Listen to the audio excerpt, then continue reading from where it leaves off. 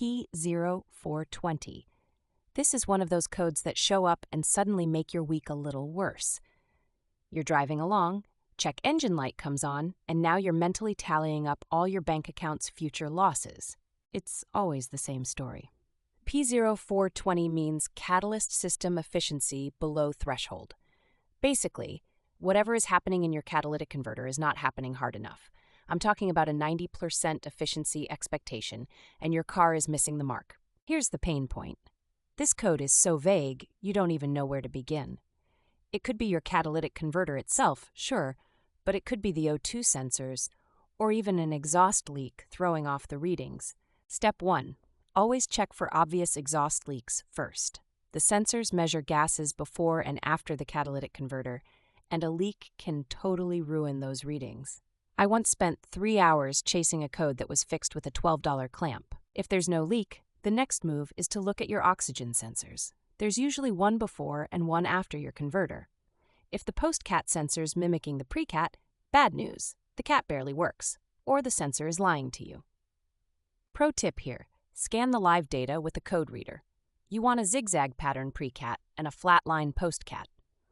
If that second sensor is bouncing around like a squirrel, your converter is probably toast. 70% of the time, it's this easy. Here's a catch. A failing O2 sensor can look exactly like a bad cat. If you replace the converter but not the sensor, you'll be back at square one fast. Always replace the O2 sensor with the converter if you're not 100% sure. Let's talk about costs, the pain for most people. Catalytic converters are expensive, like $800 to $2,400 expensive, sometimes more if you drive something unusual. O2 sensors, on the other hand, are generally $40 to $120. Big incentive to fix the right thing first. People always ask, can I clear the code and just keep driving? Maybe if it's a sensor failing slowly and you enjoy rolling the dice. But in most states, especially in places like Portland, you won't pass emissions if this code is present. Here's a dark secret. Sometimes cheap gas or burning oil will clog the converter over time, not because the cat is defective, but because of what you've been feeding it. So if you fix the converter and don't fix the root cause, congratulations, it'll show up again.